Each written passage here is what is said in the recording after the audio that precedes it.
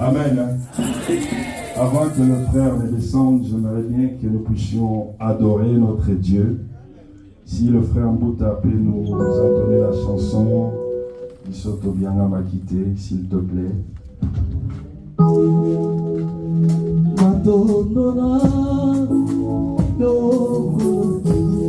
Gloire à Jésus.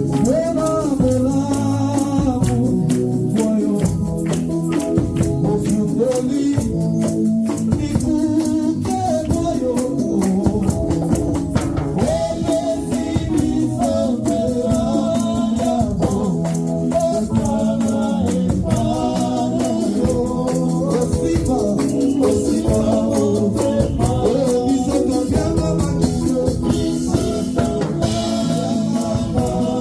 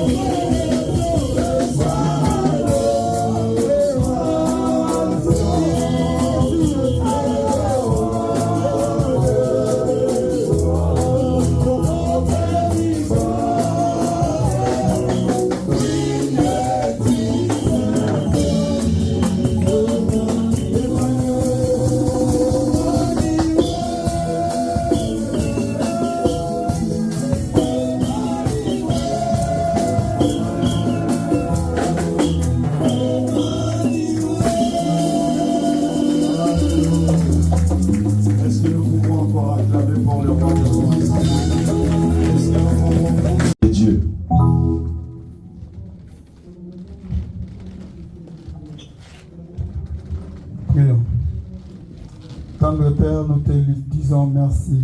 Nous t'élèvons, Papa. Nous te glorifions parce que tu es Dieu, Jésus. Nul n'est comme toi et nul ne sera comme toi, Jésus. Seigneur, tu nous as aimés, Père éternel, avant même la fondation du monde.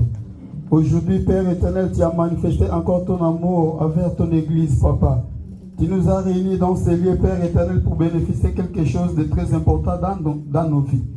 Seigneur, Père éternel, nous avons besoin de ton esprit, Père éternel, afin que ton esprit, que tu as envoyé en disant qu'il ne parlera pas de lui, mais il parlera de toi. Et il nous enseignera de la connaissance de la vérité. Père, nous voulons avoir et entendre la connaissance de la vérité qui va apporter un plus dans notre vie, Yahweh. Voici le moment arrive, Père éternel, mon Dieu. Parce que dans chaque étape de ce programme, Papa, tu étais présent. Et tu as manifesté, Père éternel. Mais Seigneur, Père éternel, mon Dieu, mon roi, si nous sommes là, Papa, pour te rencontrer, toi qui es la parole. Pour te rencontrer, Père éternel, parce qu'au début, Seigneur, au début, Père éternel, il n'y avait rien à l'abîme du monde, Père éternel. Il n'y avait rien aux yeux du monde, Père éternel. Ton esprit mouvait au-dessus des eaux. Parce qu'il n'y avait rien, il n'y avait aucun miracle, Père éternel. Mais le jour que tu as commencé à parler, Père éternel, mon Dieu, c'est le jour-là que le miracle a commencé.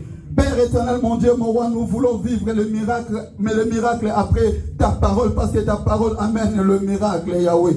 Seigneur, le premier miracle, Père éternel, mon Dieu, mon roi, Seigneur, c'est notre connaissance, Papa. Le premier miracle, Père éternel, mon Dieu, mon roi, un plus de la connaissance dans la vie de chaque maman, dans la vie de chaque papa. Premier miracle, Père éternel, mon Dieu, mon roi, Papa, que la parole va apporter, c'est la connaissance divine, la connaissance de la vérité, Yahweh. Parce que l'église, c'est ça la connaissance, Papa, c'est l'église nulle, Père éternel. Prévenez que toi-même, Père éternel, pendant 3 ans et demi, Père éternel, tu as fait aux yeux du monde, Père éternel, mon Dieu. Seigneur Jésus, tu as enseigné tes disciples, Papa. Pendant 3 ans et demi, tu as enseigné. Voire même, Père éternel, les disciples de Jean-Baptiste t'ont demandé. Seigneur, nous, avec Jean-Baptiste, nous prions. Mais pourquoi tes disciples ne prient pas? Tu as dit que comme les amis sont avec leurs amis, et ils ne peuvent pas prier parce que le pouls est là. Mais le jour où le pouls ne sera pas là, c'est le jour là le pouls va commencer à prier. Papa, c'est pour dire que comme je suis là, ils sont en train d'apprendre. Comme je suis là, ils sont en train d'apprendre la connaissance. Le jour que je ne serai pas là, c'est le jour là que ils vont commencer maintenant à donner cette connaissance. Voilà cette connaissance que nous voulons recevoir cet après-midi. Papa, parle à chacun de nous. Parle à chacun de nous parce que nous avons besoin. Nous avons besoin. Pour notre vie, nous avons besoin, Papa. Nous avons besoin, Yahweh. C'est la connaissance, Papa, nous sommes rien. C'est la connaissance, c'est pour cela qu'il y a la division par-ci, par-là. C'est la connaissance, Père éternel. C'est pour cela qu'il y a des disputes entre nous. C'est la connaissance, Père éternel, mon Dieu, mon roi. Les gens viennent parce qu'il n'y a pas la connaissance. Mais Père, à travers cette connaissance, je sais que cette église va croître. Je sais que cette église va grandir. Papa, nous avons besoin. Bénis ton serviteur que tu as choisi aujourd'hui, Yahweh. Il est simple instrument, Père éternel. À lui, il n'a rien, Papa. À lui, il n'a rien, Papa. Que son être, Père éternel, puisse disparaître. Mais toi, Père éternel, mon Dieu, manifeste à travers Frère Christian, Papa, afin que ton serviteur puisse dégager des choses en haut pour que ton église puisse bénéficier. Sois loué, sois béni. Loin de nous l'esprit de découragement, loin de nous l'esprit de distraction, loin de nous l'esprit de fatigue, loin de nous l'esprit de faiblesse, loin de nous l'esprit qui vient pour nous distraire. Au nom de Jésus, qu'il soit loin de nous. Papa, prends place, Père éternel. Prends place dans ces lieux. Du début jusqu'à la fin, Père éternel, sois loué, sois présent. À ton nom, Jésus, j'ai supplié et nous disons tous Amen. Prenons place, s'il vous plaît, au nom de Jésus-Christ. Amen. Encore une fois, je bénis l'Éternel. Je rends grâce à Dieu pour l'opportunité qu'il me donne d'être devant vous, c'est racheté.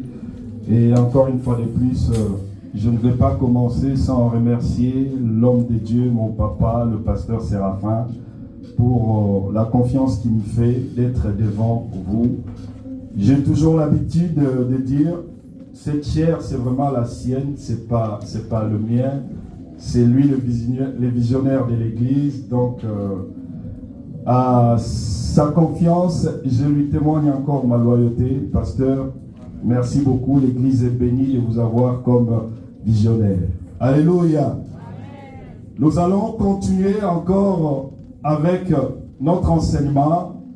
Le cœur plus grand que la tête. Le cœur plus grand que la tête. Alléluia. Bien-aimé, cette parole, c'est une prophétie pour quelqu'un qui concerne la façon dont les choses vont se dérouler au cours des prochains mois, voire des prochaines années. Je ne sais pas dans quelle situation tu vis. Je ne sais pas qu'est-ce que tu traverses comme situation, mais tout ce que je sais, c'est que quelque chose est sur le point d'arriver. Quelque chose est sur le point d'arriver. Si tu le crois, crie plus fort. Amen. Amen. La Bible déclare, dans leur détresse, dans leur crise, Dieu n'envoya pas un homme, mais Dieu envoya quoi? Sa parole. Et la Bible continue à dire que la parole de Dieu leur a fait du bien, la parole de Dieu leur a béni. Laisse-moi te dire cet après-midi que si tu es là, tu n'es pas là par hasard, alors que nous sommes nombreux, mais tu es là. Cela veut dire que tu as été sélectionné par Dieu pour écouter ce que l'Esprit du Seigneur a à dire à son Église. Alléluia. Et donc, avant de poursuivre, je vais faire le récap de tout ce que nous avons vu les dimanches passés.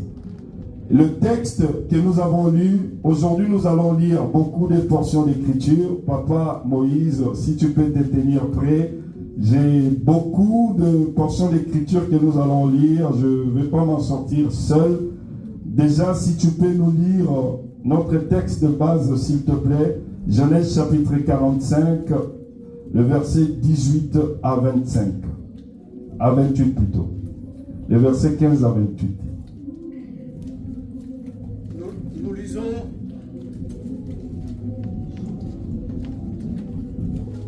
Genèse 45, verset 15 à 28. Nous lisons dans le livre de Genèse,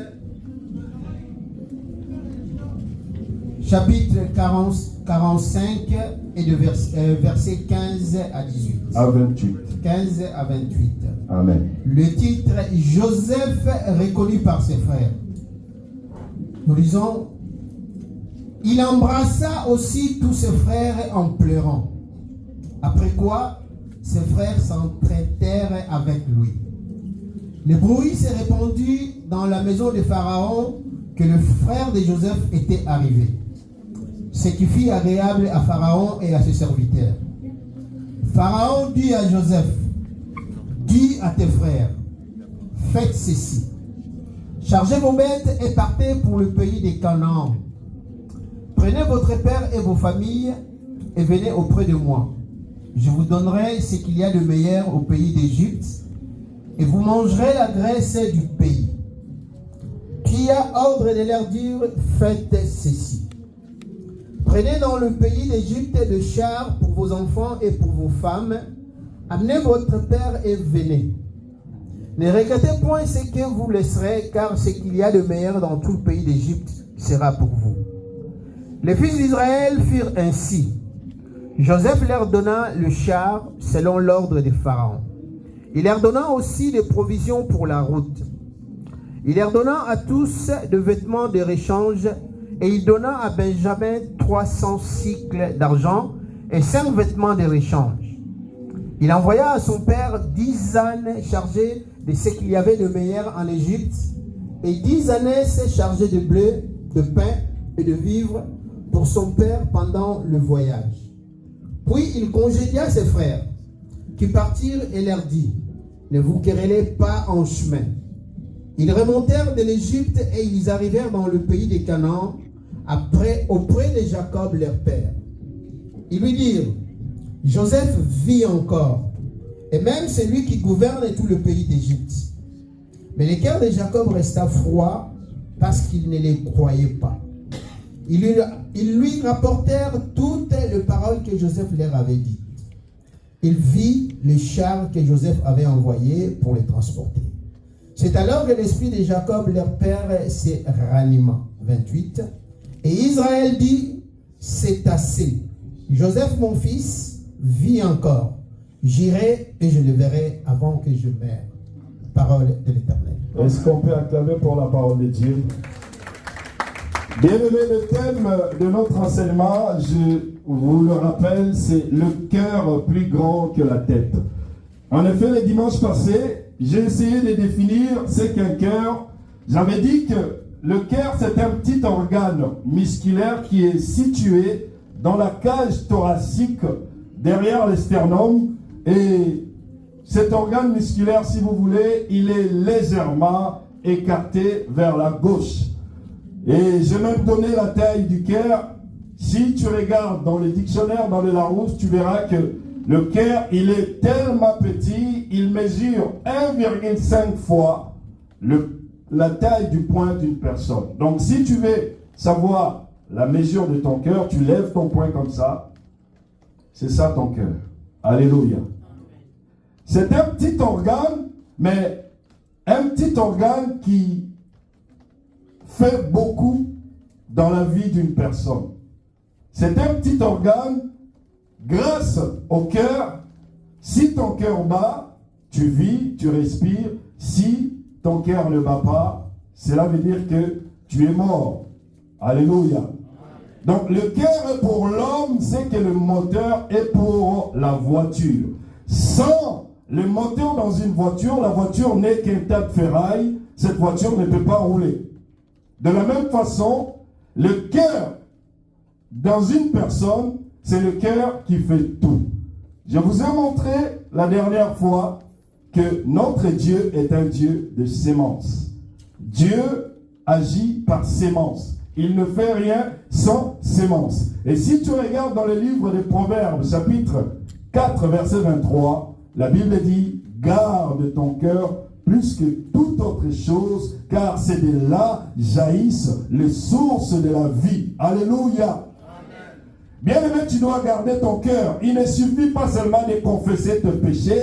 Il ne suffit pas seulement de te purifier de la convoitise de la chair, de la convoitise de la vue. Il suffit aussi que tu puisses purifier ton cœur. Voilà pourquoi parmi les béatitudes, il y a une béatitude qui dit « Heureux ceux qui ont le cœur pur, car ils verront Dieu. » Cela veut dire que tu peux tout faire. Si ton cœur est impur, tu ne vas pas plaire à Dieu.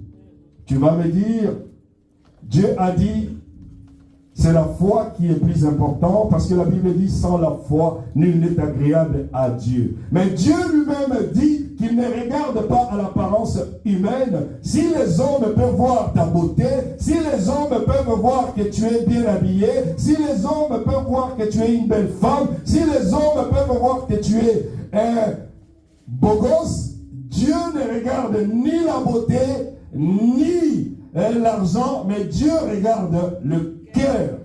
Alléluia. Je vous ai donné l'exemple de Samuel, qui ne s'était jamais trompé auparavant, qui a été envoyé par Dieu pour oindre un des fils d'Isaïe. En effet, les fils d'Isaïe ont défilé, et quand Samuel a vu, il a vu les grands frères de David. Il a dit certainement, c'est celui-là.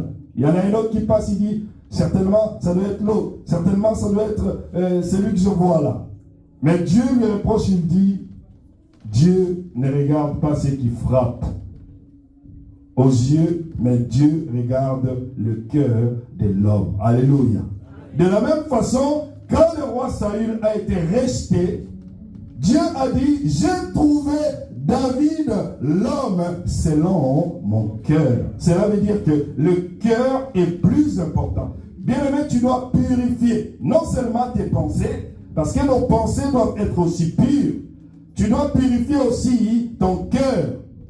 Le diable, tu ne le verras pas avec les cornes, comme il est dessiné dans certains ouvrages, avec une queue. Le diable, il est invisible. Il vient aussi avec sa sémence dans nos pensées, dans nos cœurs. Il peut même utiliser la parole de Dieu. Souvenez-vous, après 40 jours et 40 nuits de jeûne et prière, Jésus-Christ, en sortant du jeûne, il a été tenté par le diable. Le diable, il connaît tellement la parole de Dieu, il a commencé à dire à Jésus, la parole a dit, si tu te jettes du haut de cette montagne, il enverra ses anges pour venir te sauver. Alléluia. Vous savez pourquoi Jésus n'a pas écouté le diable? En effet, le diable a cité une parole qui est écrite. Il a cité la parole de Dieu. Jésus ne pouvait pas obéir au diable parce que ce n'est pas le diable qui l'avait envoyé. Le diable peut beau parler de la parole de Dieu. Jésus ne peut pas obéir au diable. Il a dit, oui, la Bible dit cela, mais toi, tu n'es rien devant moi, je ne t'obéirai pas. Moi, j'obéis à Dieu qui m'a envoyé. Alléluia. Voilà pourquoi Jésus l'a resté. Et de la même façon, tu peux traverser des situations, la maladie, les problèmes, les difficultés. Le diable peut se servir de la parole de Dieu. Il te montre la parole de Dieu. Bien-aimé, ne l'écoute pas. Parce que tu n'es pas fils, tu n'es pas fille du diable, mais tu es enfant de Dieu. Même s'il te cite une parole donnée, il y a des voix qui résonnent au milieu de nous. Mais tu dois avoir les discernements de discerner quelle est la voix du Saint-Esprit, quelle est la voix du diable. Alléluia. Parce que la Bible déclare que mes brebis entendront ma voix.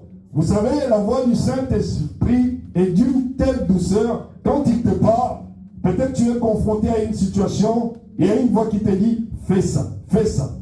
Il est insistant.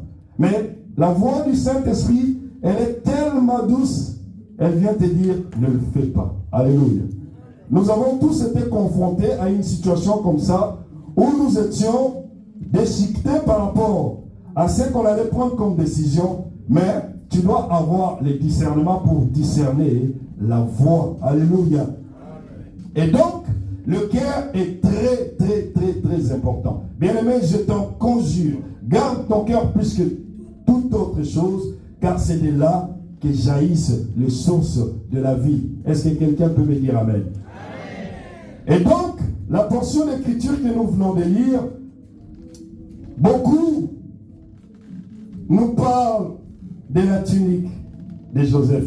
Beaucoup nous parlent de la souffrance, des sacrifices, de la façon dont Joseph a été maltraité, malmené, abandonné, ostracisé par ses frères.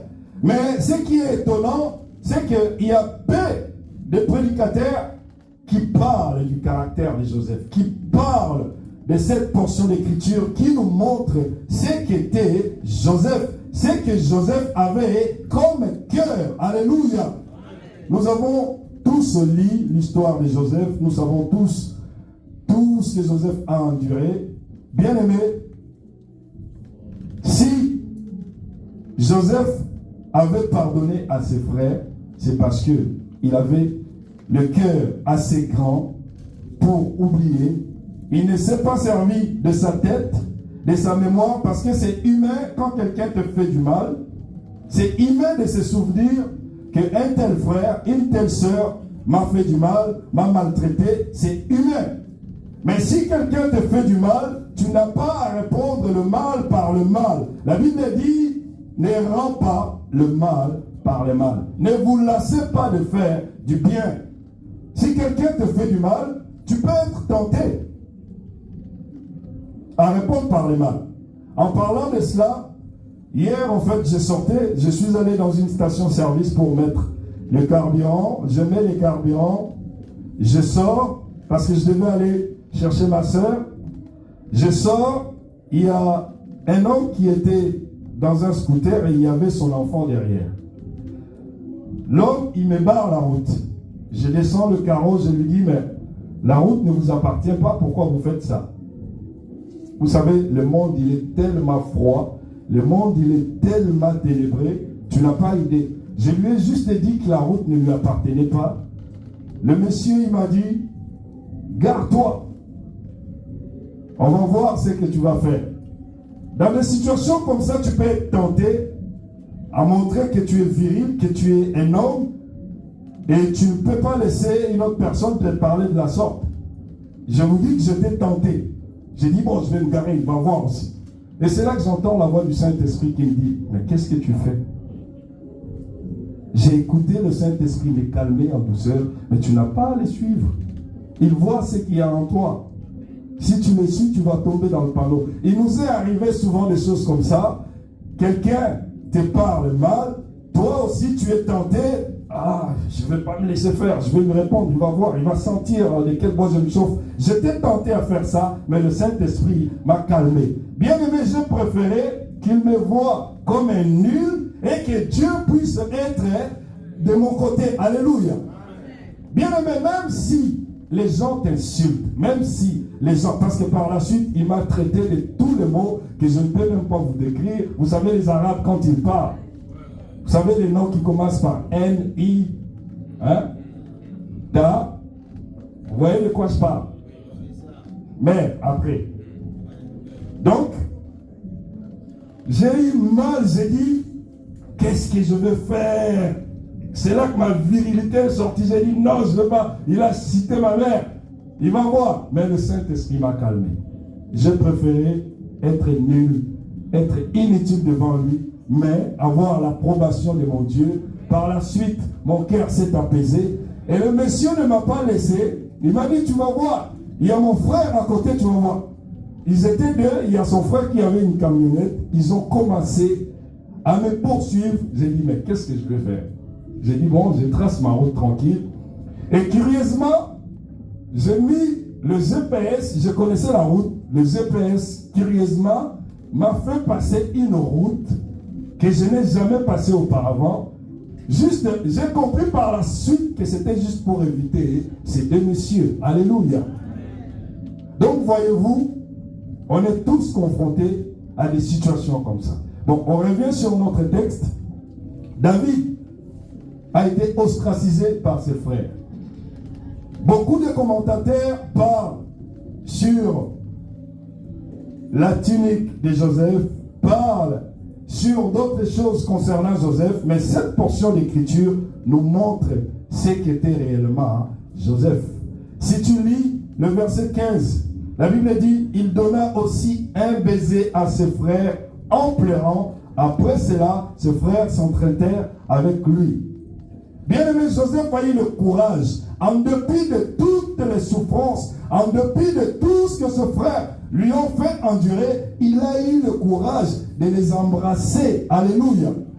Et quand il leur dit d'aller dire à Jacob, leur père, qu'il est vivant et qu'il vienne, il se permet même de plaisanter à ses frères. Il dit, ne vous querellez pas en chemin. Alléluia. Voyez quelle sorte de cœur Joseph avait.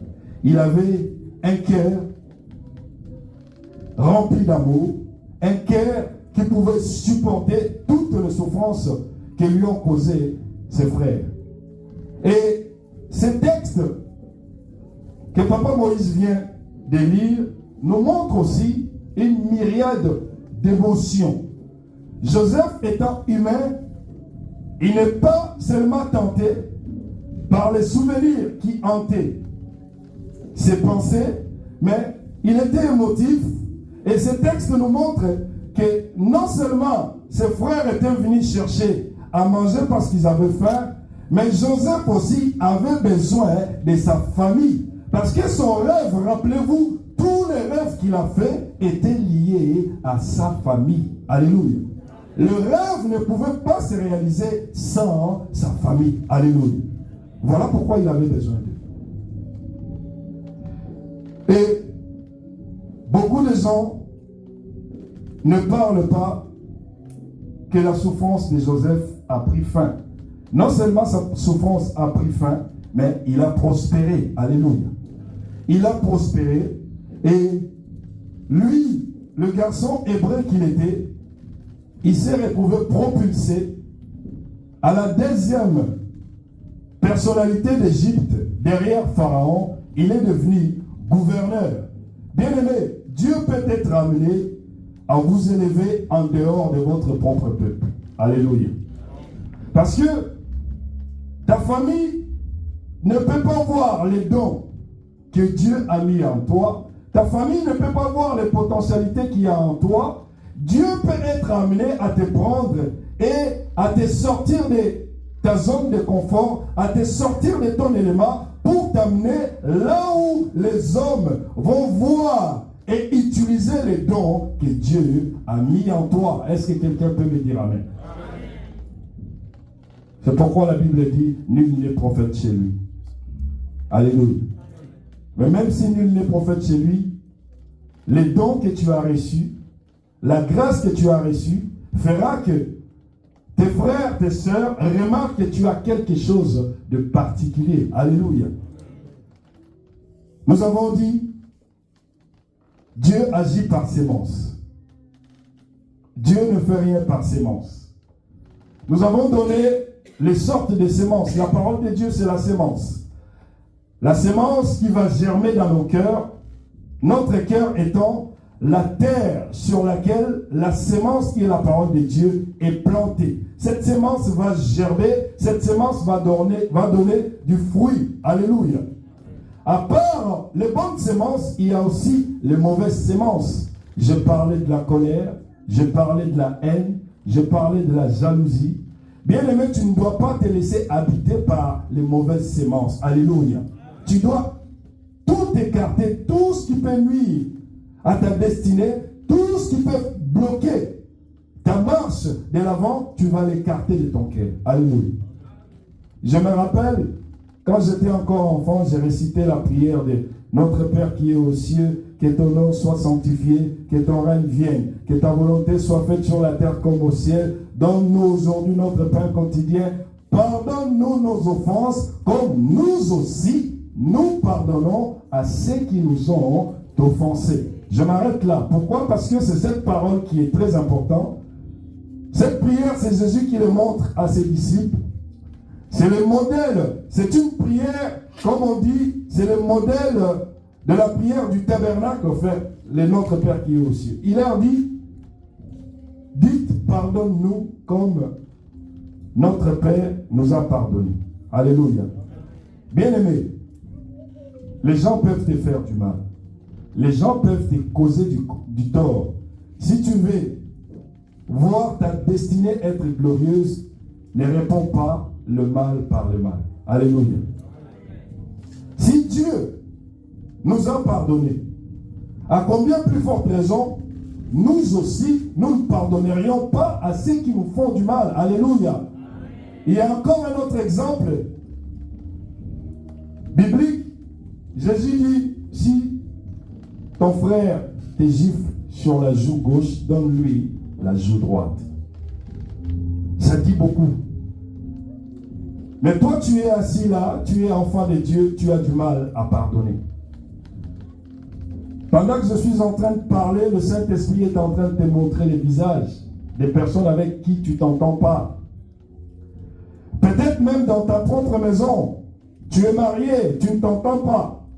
Avec ta femme, avec ton mari. Il y a des couples qui peuvent rester une semaine sans se parler.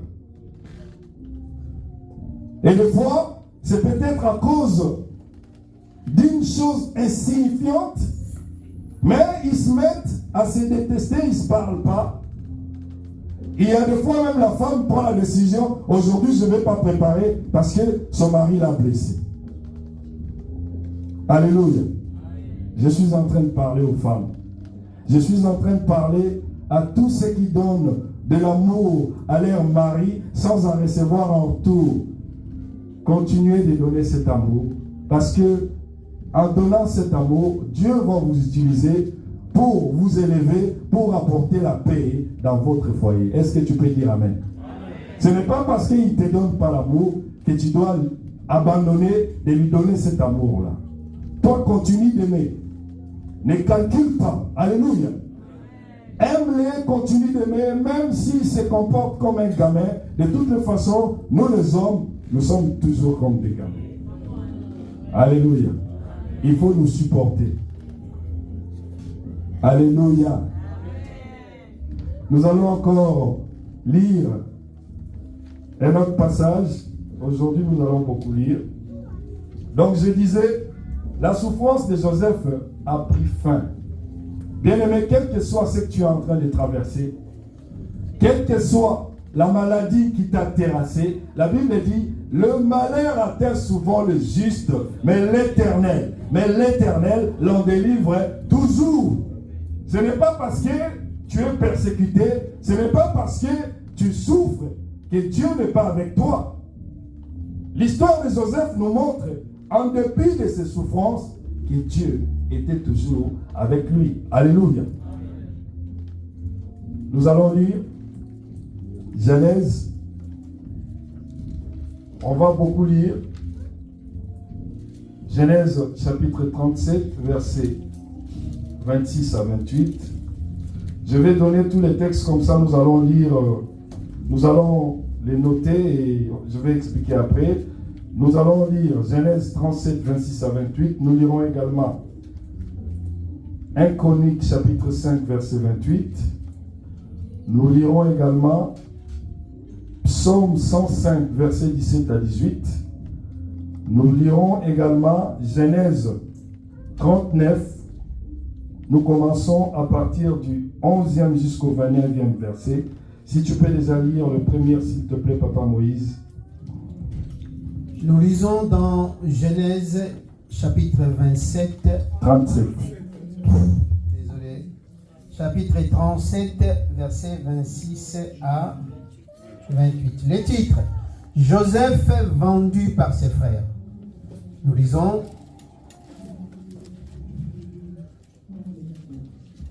Alors Judas dit à ses frères, que gagnerons-nous à tuer notre frère et à cacher son sang? Venez, vendons-le aux Ismaélites et ne mettons pas la main sur lui, car il est notre frère, notre chair. Et ses frères l'écoutèrent. 28. Au passage de marchands madianites, ils tuèrent et firent remonter Joseph hors de la citerne. Et ils le vendirent pour 20 cycles d'argent aux Ismaélites qui l'amenèrent en Égypte. Parole de l'Éternel. Amen. Et donc ici, pour la petite histoire, Jacob envoie Joseph, son fils, auprès de ses frères pour s'enquérir de leurs nouvelles et leur apporter la nourriture. Avant d'arriver chez ses frères, et ses frères qui le voient venir, c'est dire entre eux, le voilà le faiseur de songes, ils ont commencé à comploter contre la vie de Joseph. Ils ont décidé d'assassiner Joseph. Genèse 37, 39, verset 11 à 20. Je vais revenir. Alléluia. Et donc, ils ont comploté à faire du mal à leur petit frère qui n'avait que 17 ans au passage. Il était jeune. Bien-aimé, si tu remontes l'histoire, toujours dans le verset 37, dans le chapitre 37, je crois, à partir du 6e verset, tu descends jusqu'à 11, tu vas voir le rêve qui est à la base de la haine de ses frères. On l'avait lu le dimanche passé, je cours derrière le temps. En fait, Joseph avait fait un rêve. Le premier rêve, c'était les 11 gerbes se prosternaient devant sa gerbe à lui. Et un autre rêve, on peut le lire concernant les étoiles. Là, c'est le plus important. Il fit encore, le verset 9, chapitre 37, il fit encore un autre rêve qu'il raconta à ses frères. Voilà que je fais encore un rêve. Le soleil, la lune et les 11 étoiles se prosternaient devant moi. Il les raconta à son père et à ses frères. Son père les gronda et lui dit, que signifient ces rêves que tu as faits? Prétends-tu que nous viendrons, ta mère, tes frères et moi, nous prosterner en terre devant toi? Alléluia. C'est ces rêves qui est à la base de la détestation, de la haine que le frère de Joseph avait contre lui. Qu'est-ce qu'ils vont faire? Ils vont tirer au sort. Et c'est Judas qui est à la base de cette action. Il dit non, ne tuons pas notre frère, On va, plutôt que de le tuer, on va le vendre. Alléluia. Bien aimé, ils ont pris leur frère, ils l'ont jeté dans une citerne, et avant de le jeter dans la citerne, ils lui ont dépouillé de la tunique que son frère avait confectionnée pour lui. Alléluia. Et nous allons voir avec le texte que je vais donner pourquoi Jacob avait confectionné la tunique à son fils. Nous allons lire 1 Chronique chapitre 5.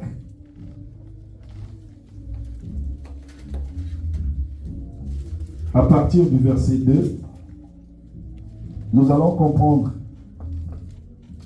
Nous lisons dans 1 Chronique chapitre 5, verset 2.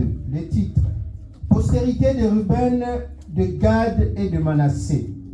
Nous lisons: Judas fut à la vérité puissant parmi ses frères, et de lui est ici un prince, mais le droit d'aînesse est à Joseph. Fils de Ruben, premier-né d'Israël, Enoch, Palu, Etzron et Carmi. Fils de Joël, c'est quoi ça? On dit comment? Aide-moi s'il te plaît. Fils d'Israël. Non, les suivants. Fils de Joël. Non, chapitre 4. Fils de Joël. Non, je ne suis pas là. Moi, je m'arrête qu'au verset 2. Ah. J'ai dit 5, 1 à 2.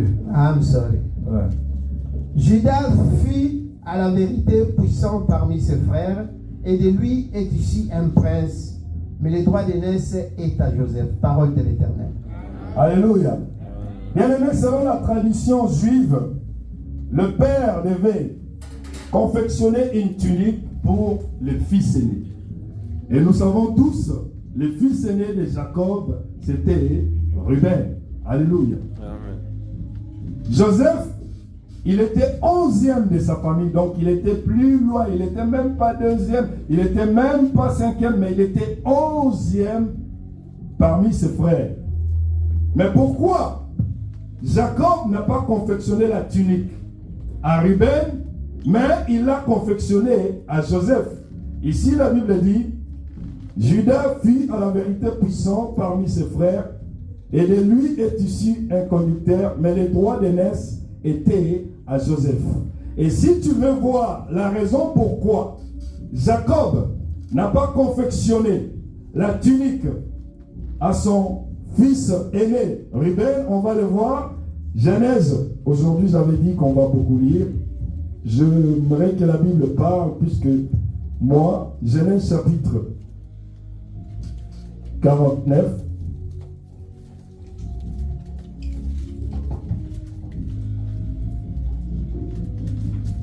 Premier verset jusqu'au 3e verset. Nous lisons dans Genèse chapitre 49 du premier verset au 3. Descends jusqu'à 4 s'il te plaît. Du premier verset au 4. Les titres: bénédiction prophétique de Jacob.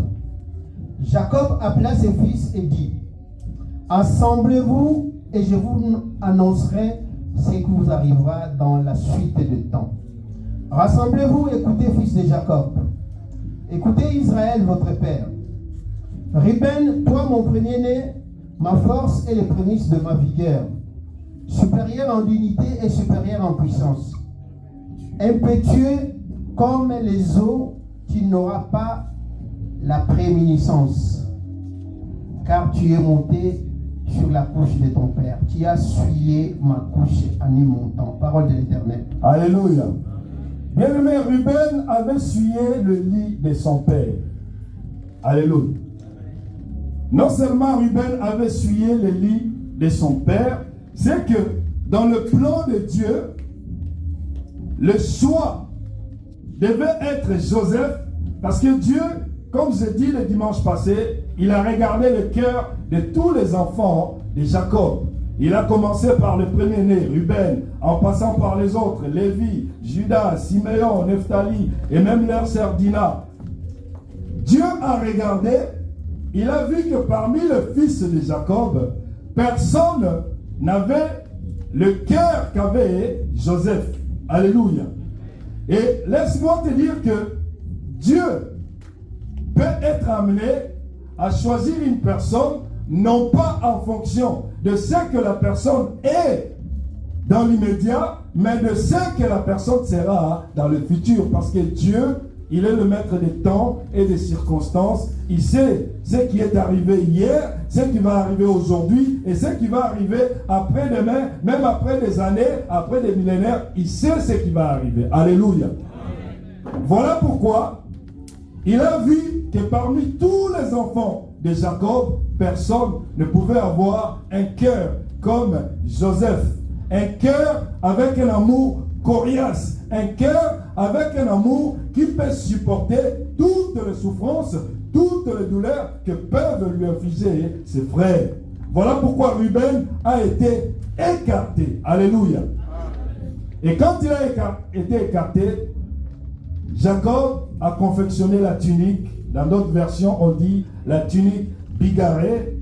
Dans ma version, on dit la tunique à plusieurs couleurs. Il a confectionné la tunique à son fils Joseph. Certainement que ses frères, en voyant que leur père lui a confectionné cette tunique, ils ne pouvaient pas aimer Joseph. Si tu rajoutes à la tunique le rêve qu'il fait, il voit 12 herbes, les 11 herbes se prosternent devant sa gerbe à lui. Il voit les soleils, la lune, les 11 étoiles en train de se prosterner devant lui. Ses frères ont eu la raison pour haïr leurs frères.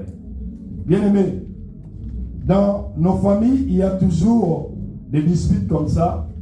Vous êtes 3, vous êtes 4. Votre père peut être amené après le travail à acheter un cadeau.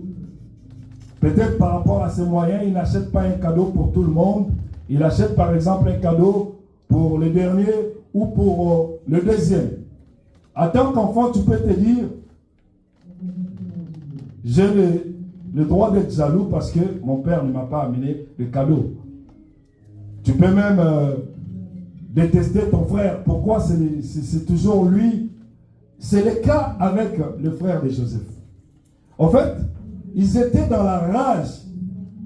Le fait que la tunique revienne à Joseph. Voilà pourquoi, quand ils l'ont jeté dans la citerne, la première chose qu'ils ont pris, c'était sa tunique. Ils lui ont dépouillé de sa tunique. Bien-aimé, je suis en train de dire à quelqu'un, il y a des gens qui t'envient sans le savoir. Tu portes quelque chose de la part du Seigneur, tu portes la sémence de Dieu en toi. Il y a des gens qui le voient, ils sont en train de t'envier, mais toi-même tu ne sais pas. Ils veulent avoir ce que toi tu as. De la même façon, tellement qu'ils n'avaient pas eu la tunique, la première des choses, ils vont dépouiller leurs frères de la tunique. Et en dépouillant leurs frères de la tunique, ils ont dit, cette tunique, on l'a tant voulu, on l'a tant recherché. Donc, il ne va pas avoir cette tunique, c'est nous qui l'avons. Avec leur plan machiavélique de vendre leurs propres frères à l'esclavage. Et donc, Joseph, il a vécu tellement de choses, mais il n'a pas haï ses frères. Il n'a pas détesté ses frères. Non seulement parce que ses rêves, sa destinée dépendait de ses frères, nous verrons par la suite que ses rêves se sont réalisés quand ses frères sont arrivés en Égypte. Effectivement, ils se sont prosternés devant lui. Alléluia. Mais le fait que le choix que Dieu avait fait était sur Joseph, bien aimé, tu peux avoir un don, tu peux avoir une grâce particulière. Toi, tu n'as pas demandé cette grâce-là. Mais tu as cette grâce de la part du Seigneur.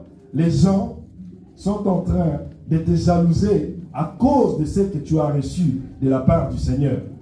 J'aimerais dire à quelqu'un, tu peux voir un frère, une sœur en train de servir son Dieu avec ce qu'il a. Il vient Ne sois pas jaloux de ses frères, ne sois pas jalouse de cette sœur. Il ne fait que faire ce que Dieu lui dit. Il a peut-être la grâce de libéralité. Il a peut-être la grâce de faire des dons. Quand il ne fait pas pour le plaisir, mais il le fait parce qu'il a reçu la semence de Dieu qui lui pousse à faire ce qu'il est en train de faire. Alléluia. De la même façon, je suis en train de prêcher ici, tu vas te dire, mais pourquoi seulement le pasteur choisit le frère Christian? Le pasteur ne regarde pas le frère Christian, le pasteur voit la grâce qui est sur le frère Christian. Alléluia. Tu ne dois pas être jaloux parce que le pasteur a choisi de mettre en exergue la grâce que j'ai. Alléluia. Et le connaissant, je sais que c'est un bon père. L'amour qu'il porte sur moi, pour moi, c'est le même amour qu'il porte pour tout le monde. Est-ce que tu peux dire amen? Ne sois pas jaloux. Ne sois pas jaloux tout simplement parce que tout le monde a reçu quelque chose de la part du Seigneur. Pour moi, c'est la parole de Dieu. Peut-être pour toi, c'est la prophétie. Peut-être pour l'un, c'est le don d'opérer des miracles. Peut-être pour l'autre, le don de donner des libéralités. Alléluia. Mais moi, c'est la parole. Alléluia. Je me rappelle encore, un homme de Dieu avait prophétisé sur moi. Il m'a dit, tu t'appelles Christ. Tu ne t'appelles pas Christian Maloba, mais désormais tu t'appelleras Maloba et à Christ. Parce que tu as beaucoup de paroles en Christ. Voilà pourquoi je prophétise que tu vas aller en Europe, tu vas prêcher. Il a dit ça il y a peut-être 15 ans. Moi, je ne me voyais pas en train de prêcher la parole de Dieu en ces temps-là. Alléluia. Donc, l'homme ne donne que ce qu'il a reçu. Ça, c'était juste pour mettre en exergue, pour voir que le frère de Joseph, ils l'ont haï, mais toi, tu ne peux pas être amené à haïr ton frère par rapport à la grâce qu'il a reçue. Alléluia.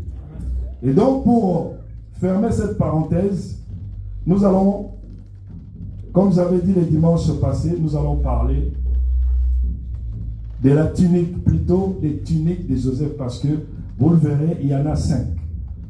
Il n'y en a pas qu'une seule, il y en a 5. Et donc, nous allons lire, mais avant de lire ça, j'aimerais que nous puissions voir la souffrance de Joseph. Le livre de Genèse ne le décrit pas bien. Dans le livre de Psaumes, chapitre 105.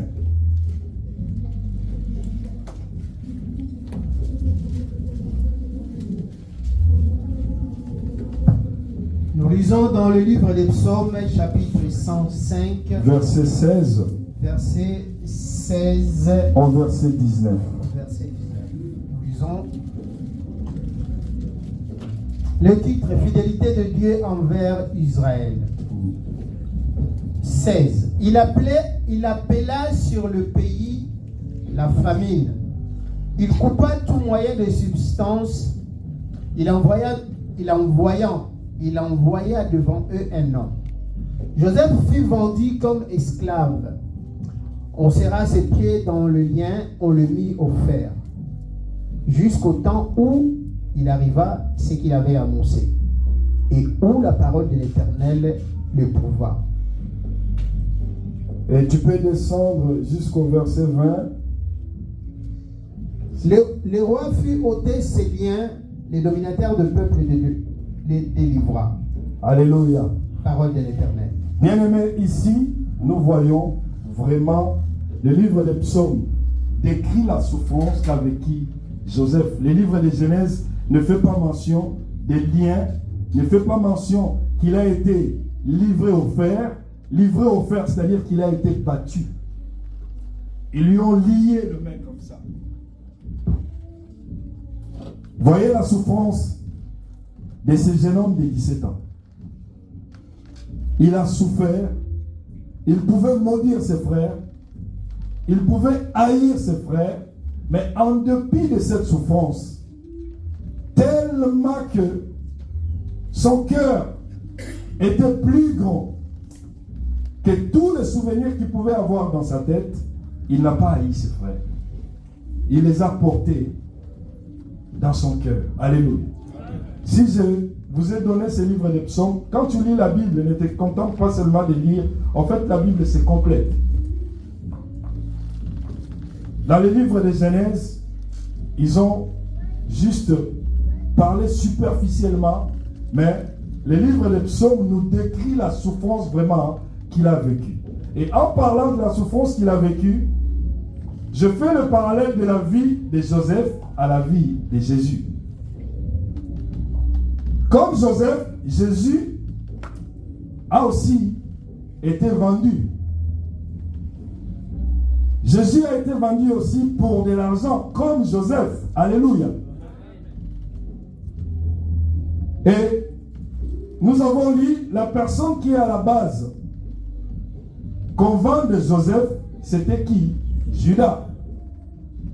Et comme pour Jésus, les disciples qui a vendu Jésus, comme par hasard, il s'appelait comment? Hein? Ce n'est pas le même Judas, mais les noms se ressemblent. D'où le parallélisme de la vie de Jésus et de Joseph.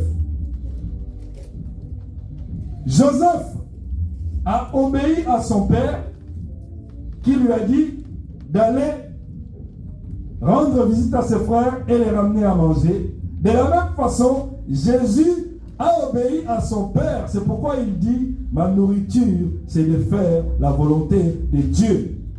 Alors qu'il y avait un silence total dans les cieux, quand Dieu a cherché qui enverrai-je pour descendre et sauver l'humanité, Jésus s'est levé, il a dit, moi.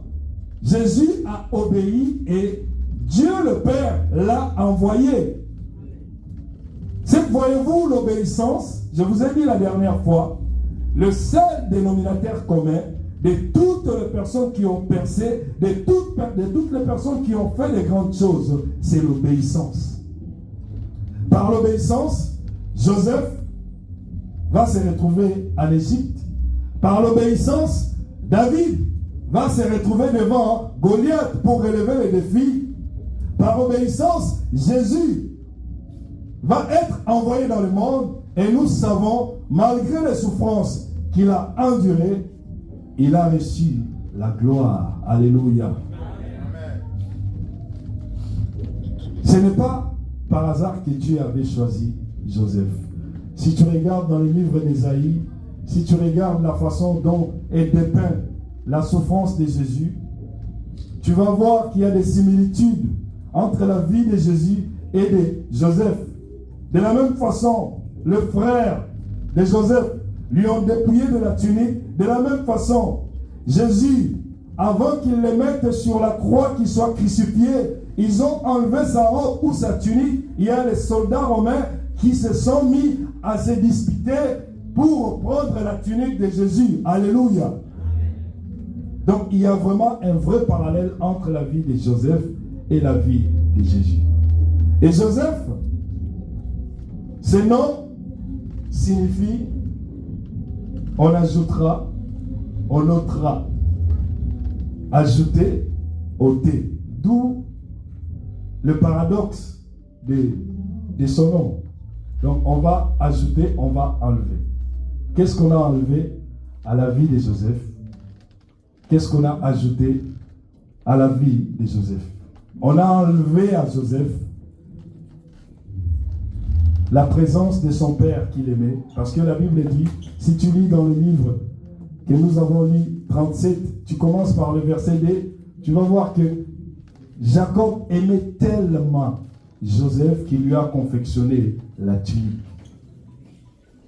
À chaque fois que Joseph portait cette tunique-là, il pensait à l'amour de son frère. Et ses frères lui ont enlevé cet amour-là en lui ôtant la tunique.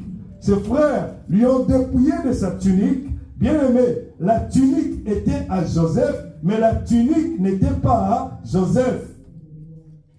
La tunique était à Joseph, mais la tunique n'était pas à Joseph.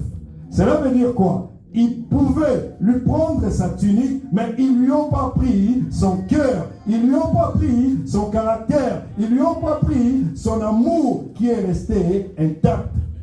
Bien aimé, si quelqu'un veut te prendre ta tunique, laisse-le prendre.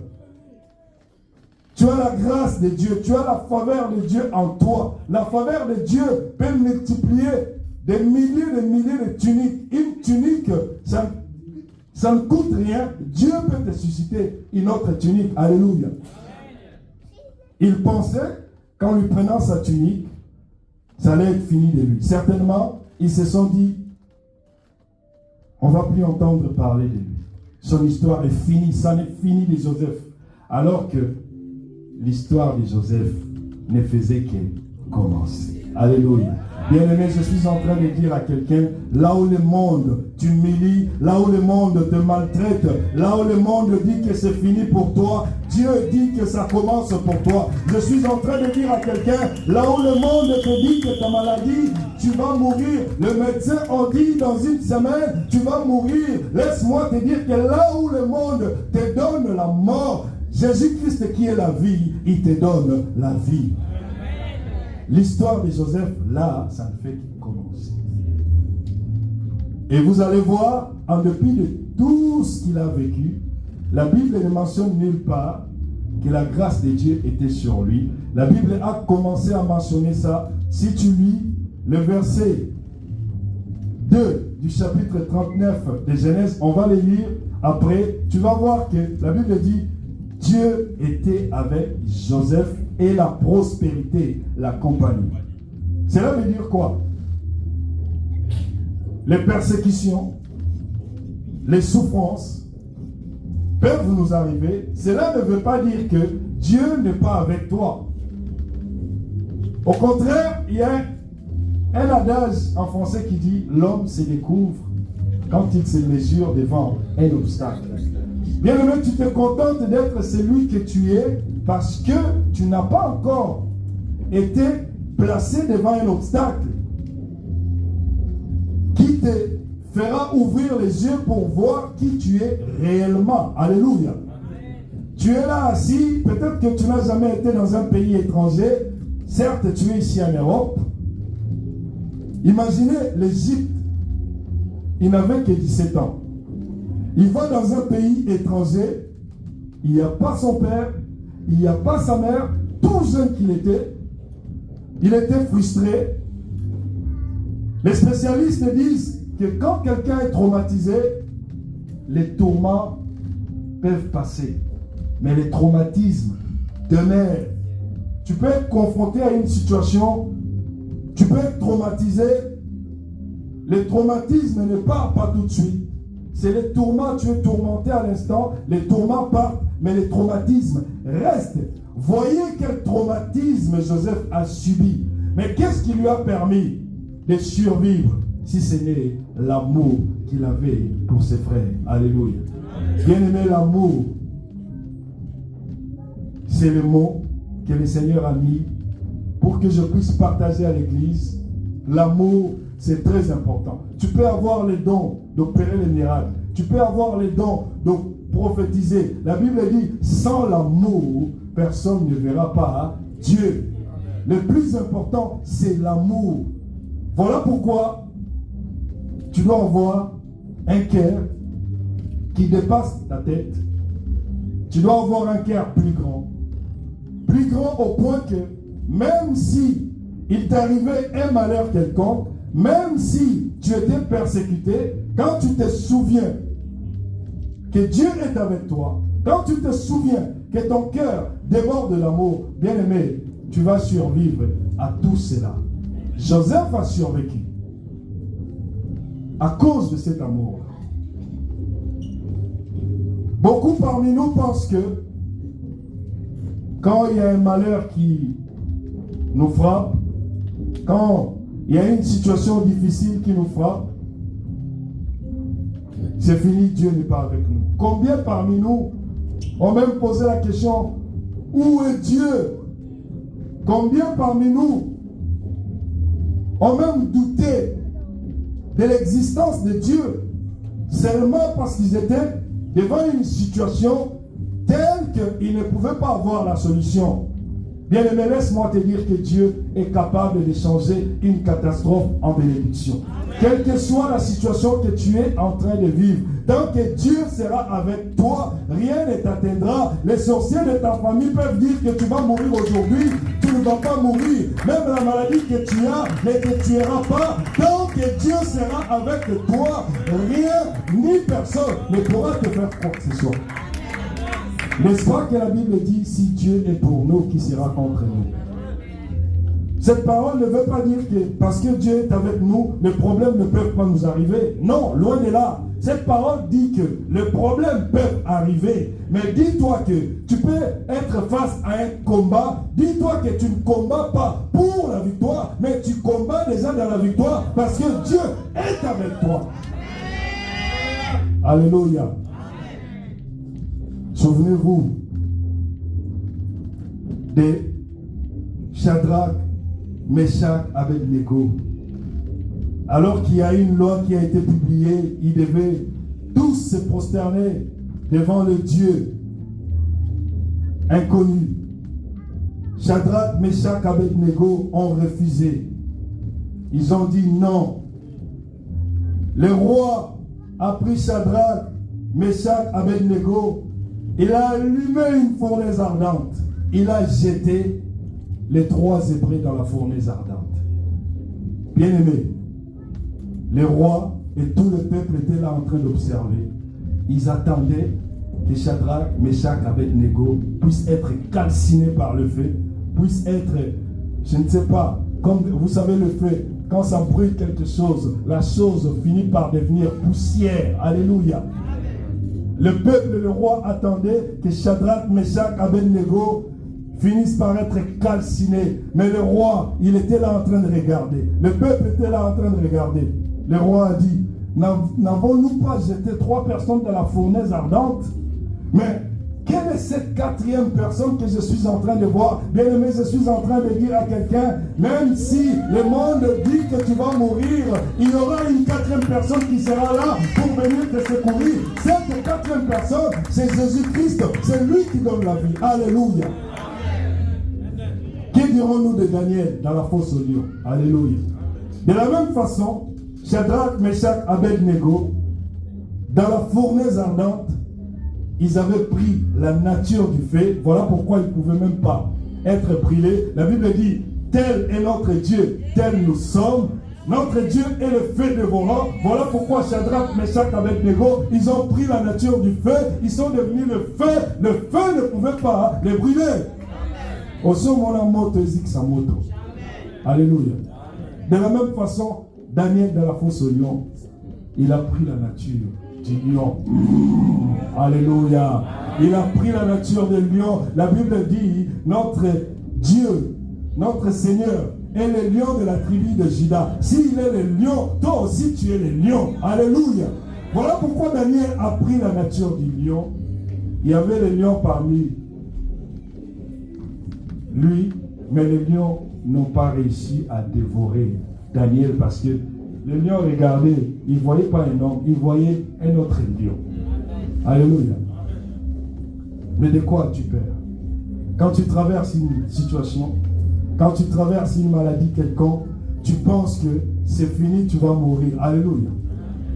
Nous avons connu une crise que le monde n'a pas connue. Nous avons tous vu ce qui s'est passé avec le coronavirus. Alléluia. La pandémie a sévi. Beaucoup de gens sont morts. Mais toi, tu n'es pas mort de la pandémie. Et tu crois qu'une simple maladie, une simple difficulté, un simple problème peut t'emporter. Alléluia. C'est là que tu dois te révolter. Alléluia. Ce sont les expériences qui nous font vivre, qui font que tu puisses te souvenir, quoi qu'il en soit, quoi qu'il arrive, Dieu est là. Alléluia. Même si tu souffres, dis-toi que Dieu est là. La pandémie est passée, tu n'es pas mort. Alléluia. Et parmi nous, il y en a qui avaient chopé le coronavirus. Moi, je me rappelle encore le frère Manix, que Dieu te bénisse. Alors que j'avais le coronavirus, le pasteur lui a demandé, je crus que j'allais mourir tout seul dans la maison. le pasteur lui a demandé de m'apporter à manger. Alors qu'il y avait interdiction de circuler, le frère a pris le risque. Il m'a apporté la nourriture. Le frère, il avait même peur de moi. Il est venu, il a déposé la nourriture. Donc, il a cru peut-être qu'il allait être contaminé. Alléluia. Et Dieu a touché aussi notre ami à moi, Freddy, qui habite à Aubonne. Sa femme m'a préparé à manger. Il est venu me déposer à manger. Le frère, il dit, je sonne, mais je dépose en bas, là, descends récupérer la nourriture. Ils avaient, c'est normal, on avait tous peur. Et depuis ce jour-là, le monde a changé. Qui pouvait imaginer que même pour serrer la main d'une personne, tu pouvais avoir peur. Mais c'est resté, c'est ancré. Moi-même, jusqu'aujourd'hui, j'ai du mal. Je dis bonjour, je ne touche pas. Alléluia. Je touche seulement les gens que je connaisse. Ceux que je ne connais pas, on ne sait jamais, je risque de choper une autre micro. Je ne serre pas la main. On avait l'habitude de se saluer par la bise. Mais, tant soit Zarango. Mais couronner, c'est l'équipe. Mais il y a le lopé, ça va être bise, alléluia. Corona ici et l'équipe. Tout ça pour nous dire que quelle que soit la situation que nous traversons, quelle que soit, la Bible nous dit comment Joseph a survécu. Si tu te mettais à la place de Joseph, ce qu'il a vécu, est-ce que toi tu vas résister? Nous avons lu dans le livre des psaumes, vous avez vu la description. Il a été mis au fer. L'expression mis au fer, ça veut dire qu'il a été frappé en tant qu'esclave. Il a été lié. Genèse ne dit pas ça. Mais il n'a pas maudit son Dieu. Il n'a pas maudit ses frères. Et que dirons-nous de Job? Job, alors que la maladie l'avait terrassé. Cette maladie, ça ne venait même pas de sa famille. Alléluia. Des fois, tu peux te dire que ce sont les sorciers de ta famille qui sont derrière la situation que tu es en train de vivre.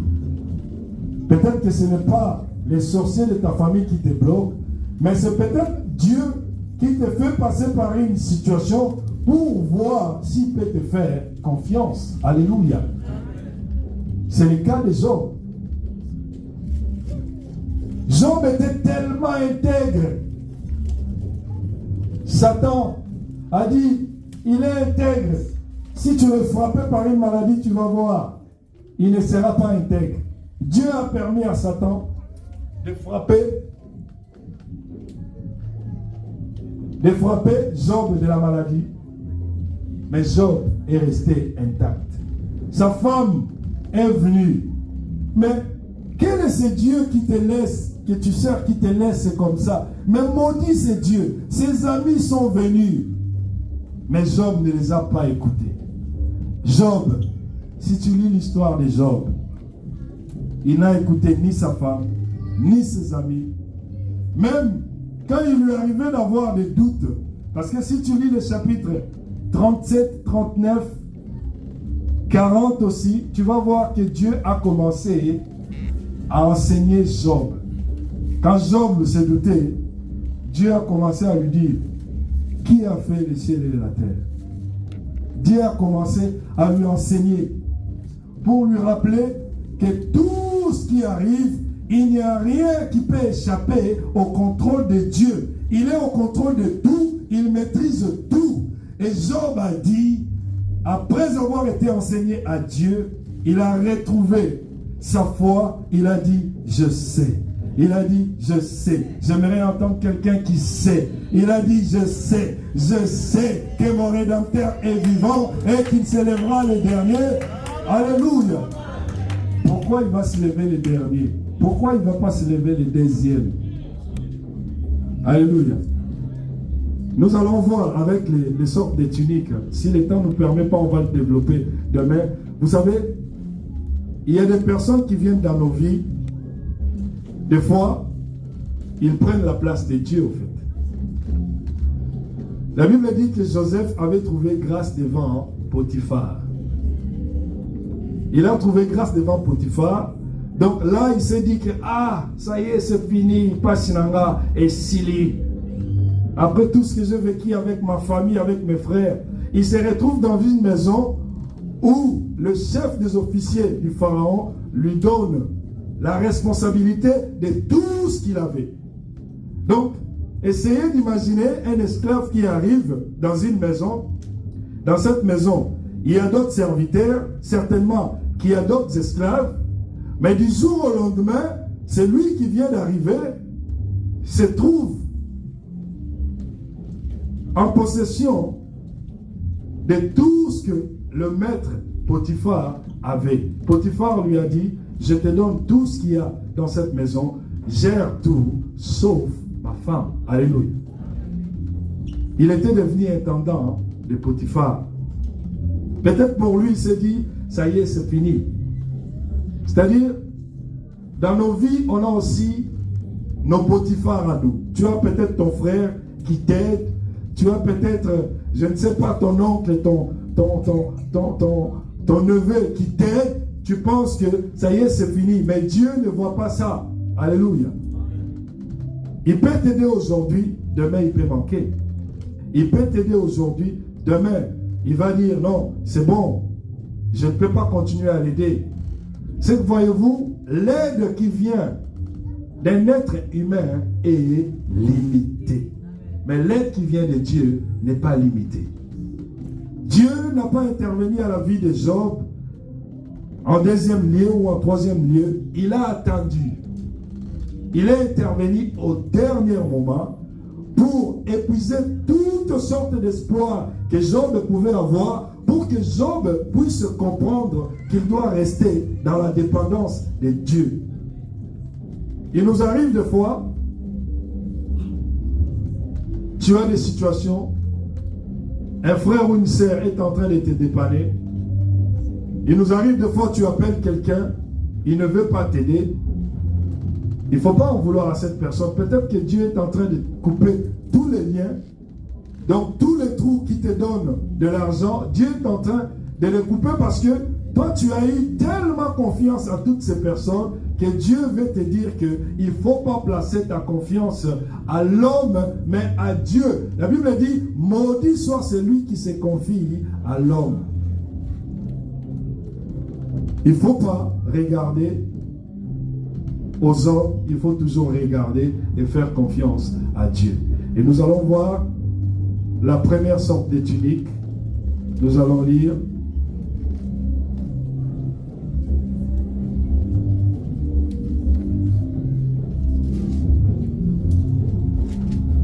Genèse chapitre 37.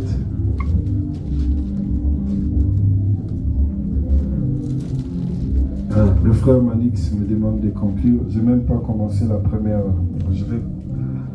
Genèse 37, verset 3.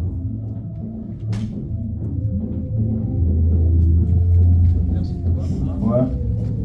Nous lisons dans Genèse chapitre 37, verset 3. Le titre, Joseph vendu par ses frères. Nous lisons, Israël aimait Joseph plus que tous ses autres fils, parce qu'il l'avait eu dans sa vieillesse, et il lui fit une tunique de plusieurs couleurs. Parole de l'Éternel. Amen. Ça, c'est la première sorte de tunique que Joseph avait eue. Vous savez, il y a 5 sortes de tuniques que Joseph avait eues. Les dimanches prochains, nous verrons que parmi ces tuniques, il y a des tuniques que Joseph n'avait pas demandé. Il y a des tuniques aussi que Joseph ne voulait pas, mais en dépit des hommes, en dépit des circonstances, il a eu ces tuniques-là. Et la première tunique, c'est la tunique que son père Jacob lui a confectionnée. Et cette tunique, je l'appelle la tunique de faveur. Alléluia. Comme nous avons vu, Joseph n'était pas qualifié pour recevoir cette tunique. Cette tunique devait revenir à l'aîné, alors qu'il n'était pas l'aîné. Bien aimé, la faveur de Dieu ne regarde pas les calculs des hommes. La faveur de Dieu ne regarde pas ce qui est établi. La faveur de Dieu, en fait, c'est immérité. Nous ne l'avons pas mérité. Quand Dieu dit que c'est toi, c'est toi. Et Joseph, Dieu l'avait choisi. Pourquoi cette tunique, c'est une tunique de faveur? Parce que en confectionnant la tunique à son fils Joseph, Jacob montrait non seulement son amour, parce que dans la tradition juive, quand un père confectionnait une tunique à son fils, cela revenait à dire que après moi dans la famille, c'est lui. Alléluia. C'était une tunique de distinction. C'était une tunique de prééminence. Une tunique, cela veut dire que tous tes frères ou toutes tes sœurs savent que tu es quelqu'un de privilégié. Et la tunique de faveur, Joseph va les recevoir alors qu'il n'était pas demandeur. Bien aimé, il arrive des fois, tu n'es pas demandeur d'une bénédiction quelconque, tu n'es pas demandeur d'un homme, tu n'es pas demandeur d'une femme. Il arrive des fois que Dieu te donne la bénédiction que tu n'attendais pas. Il arrive des fois que Dieu mette une femme sur ta route que tu ne t'attendais pas. Il arrive des fois que Dieu mette un homme sur la route d'une femme qui ne s'attendait pas. C'est-à-dire tu n'as pas mérité, mais Dieu, dans sa faveur, dit que c'est toi, il t'a choisi. Accepte cette faveur. Alléluia. Joseph a accepté la tunique de son père.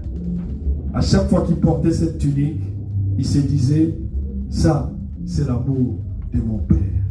Ça, c'est l'amour de Jacob. Et Joseph, je vous ai dit qu'il était 11e. Vous savez comment il est venu au monde? Nous allons voir, je vais conclure. Alors que Jacob était chez Laban, son oncle. Jacob a eu 10 enfants. Ces 10 enfants, il les a eus chez Laban. Mais quand il y a eu la naissance de Joseph, même s'il y avait eu un malentendu entre Jacob et son oncle, qui avait remarqué que son oncle était en train de se foutre de lui, mais la naissance de Joseph va déclencher le départ de Jacob. Jacob va quitter son oncle Laban pour aller à Canaan. Alléluia. Et si tu regardes la naissance de Joseph, Rachel était stérile.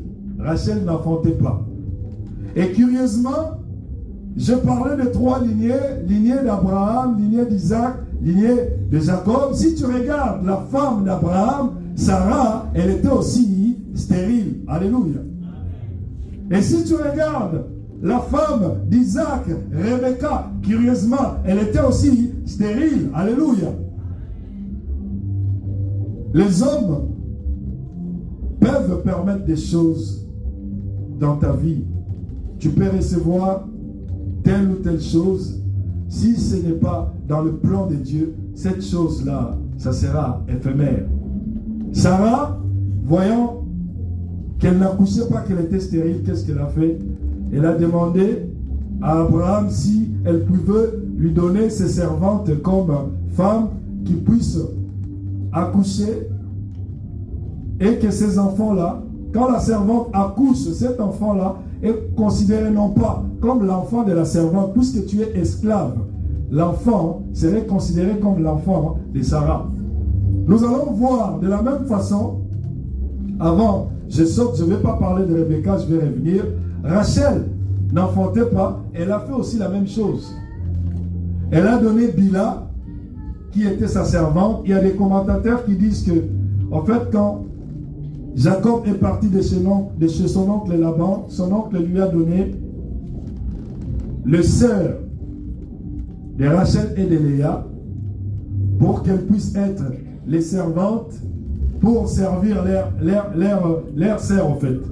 La Bible ne dit pas que Bila et Zila étaient aussi les enfants de Laban comme Rachel et Léa. Mais il y a certains commentateurs qui disent que puisque Jacob avait Rachel et Léa, et comme il devait partir, Laban lui a donné aussi d'autres de ses filles pour qu'elles puissent servir leurs sœurs une fois arrivées dans le mariage.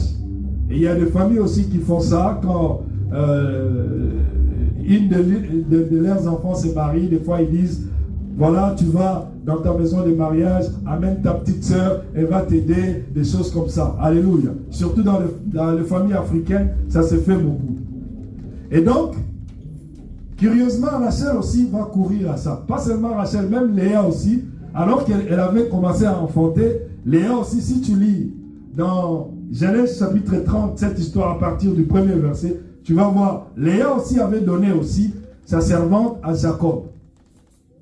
Et donc, curieusement, ces trois femmes de ces trois lignées, Sarah, Rebecca, Rachel, elles étaient toutes stériles. Et là, je reviens sur Rebecca. Rebecca n'enfantait pas. La Bible dit que Isaac a imploré à Dieu pour que sa femme puisse enfanter. Aujourd'hui, dans le monde, si une femme est stérile, on voit l'homme en train de maudire la femme, en train de critiquer la femme dans sa belle famille. Moi, ici, la Bible dit, Isaac a prié pour Rebecca. Et dans nos églises, la femme peut avoir le problème, la responsabilité revient à l'homme. C'est l'homme qui est le chef de la famille. Si ta femme est stérile, ne laisse pas ta femme aller dans des veillées de prière, dans des jeûnes et des prières de 40 jours, je ne sais pas, pour avoir un enfant. Si tu fais ce que Isaac a fait, la Bible dit, après la prière d'Isaac, ce n'était même pas Rebecca qui avait demandé. Rebecca était tranquille.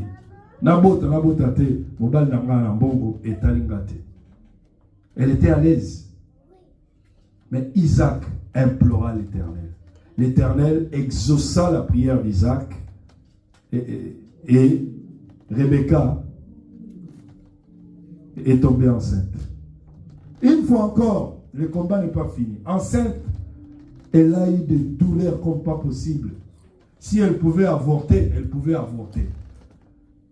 Elle se dit, mais j'étais bien quand j'étais stérile. Je suis enceinte. La Bible dit, Rebecca alla consulter Dieu. C'est là que Dieu lui dit, la douleur que tu as, c'est la douleur d'enfantement.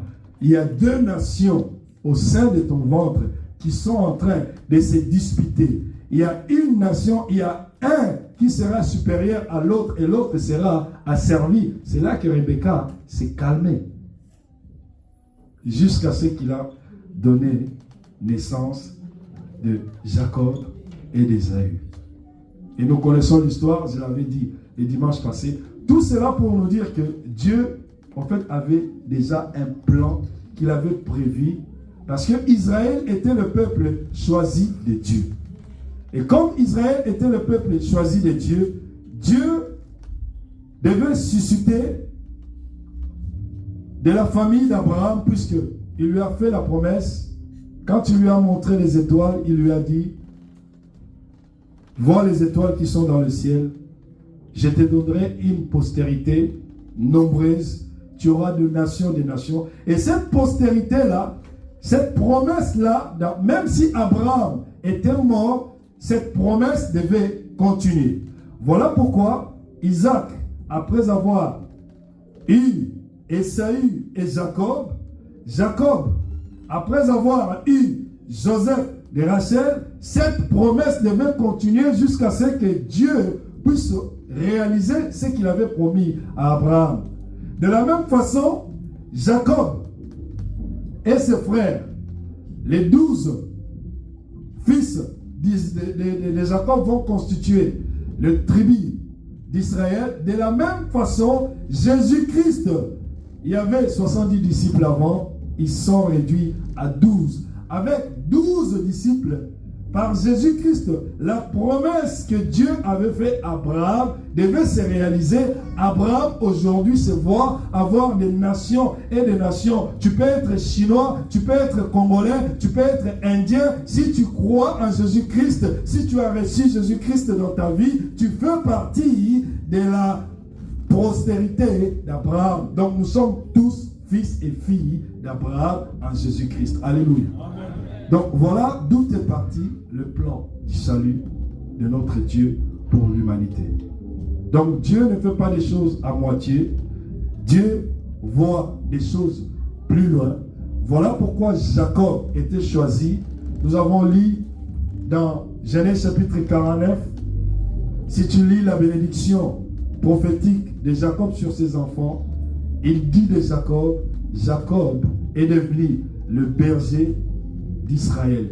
Il est le restant, mais il est également le berger. Lui qui était 11e, il est devenu le berger, la clé de Jacob pour sauver sa famille, pour la continuation de la postérité que Dieu avait promis à Abraham. Que Dieu bénisse sa parole.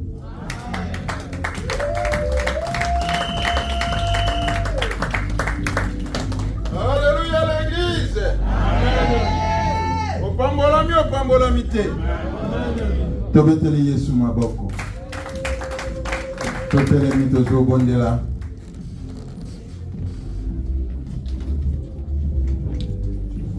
Ya ebite